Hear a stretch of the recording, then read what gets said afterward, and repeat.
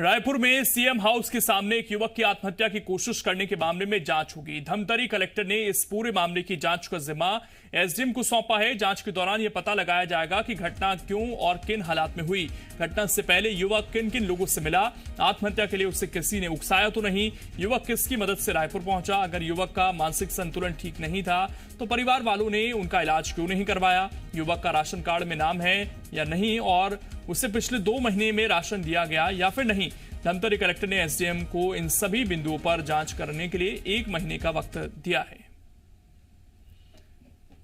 तो ये घटना सामने आई थी और अब इसकी जांच होगी।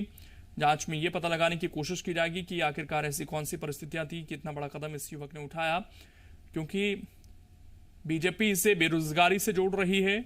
टीएस सिंहदेव ने भी कहा कि इस घटना के बाद दुखी हूं और वो ये आश्वासन देते भी नजर आए कि अब हमारी सरकार लगातार कोशिश कर रही है कि जो वादे हमने किए थे बेरोजगारी को लेकर, नियमित करने को लेकर, उन पर लगातार काम किया जाए।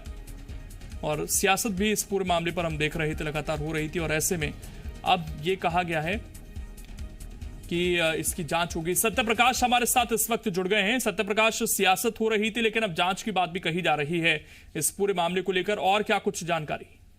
बिल्कुल, देखिए, मामला की बेहद गंभीर था और खुद सीएम भूपेश बघेल ने भी इस पूरे मामले को बेहद गंभीरता से संज्ञान में लिया। धमतरी कलेक्टर को इस बाबत जांच के निर्देश दिए गए थे और धमतरी कलेक्टर ने दंडाधिकारी जांच की घोषणा की है। मतलब जो एसडीएम धमतरी में होंगे वो इस पूरे मामले की जांच करेंगे। 1 महीने का वक्त दिया गया है उन्हें, तमाम बिंदु तय किए गए हैं, जिसमें तो घटना किस वजह से हुई, किन साधनों से सीएम हाउस तक युवक पहुंचा, इसके अलावा पारिवारिक स्थिति कैसी थी, क्या युवक मानसिक तौर पे अगर कमजोर था तो उसके इलाज की व्यवस्था की गई या क्या कुछ हालात है। मतलब तमाम जो बिंदु हैं इस घटना से जुड़े हुए, उस मसले पे जांच एसडीएम स्तर के अधिकारी करेंगे। दंडाधिकारी जांच के निर्देश दिए गए हैं और 1 महीने में अपनी रिपोर्ट देंगे। तब देखना यह है कि रिपोर्ट में आता क्या है 1 महीने बाद और क्या उस पर कोई कार्रवाई होती है अगर किसी की गलती है तो।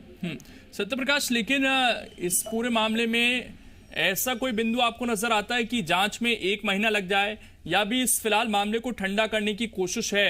क्योंकि विपक्ष तो सवाल उठा ही रहा था, टीएस सिंहदेव का भी एक ट्वीट आ गया है, इसलिए ये जांच की बात अब कही जा रही है, क्योंकि ये कोई आपराधिक मामला नहीं है कि इसमें बहुत छानबीन करनी पड़े, इस युवक से बातचीत कर ये सब चीजें पता लगाई जा सकती हैं। देखिए, ये तो जरूर है कि घटना की जांच के लिए जो वक्त तय किया गया है इस पे सवाल तो उठेंगे, लेकिन ये भी है कि हो सकता है कि इस घटना की जांच के हर बिंदु को बारीकी से जांचने की कोशिश हो। लेकिन ये जरूर है कि जिस तरह की चीजें दिख रही है या जो परिवार के लोग युवक के बोल रहे हैं, उस आधार पे क्या फौरी तौर पे जांच करके किसी नतीजे पे नहीं पहुंचा जा सकता है? क्या अगर स्थानीय स्तर पे वो पहले भी अधिकारियों से अपनी स्थिति को लेकर गुहार लगाया है, या उसे राशन मिल रहा है था, नहीं मिल रहा था, क्या उसे रोजगार गारंटी के तहत रोजगार दिया जा रहा था, नहीं दिया जा रहा था, ये सब बहुत ज्यादा वक्त लगने वाली प्रक्रिया नहीं है अगर स्थानीय प्रशासन चाह ले तो।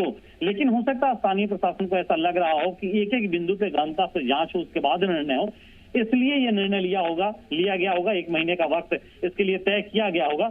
लेकिन ये तो जरूर है कि जिस तरह का वक्त तय किया गया और जितनी बड़ी घटना है और जिस तरह से अब टीएस सिंहदेव के बयान जो ट्वीट है बगैर उन्होंने घटना का जिक्र किए जो किया, उसके बाद से सियासत पारा बजा है। उसके बाद जल्द अगर इस पे कुछ नतीजा आता और अगर कोई इसमें दोषी है, कार्रवाई होती, तो एक बेहतर मैसेज जरूर जाता।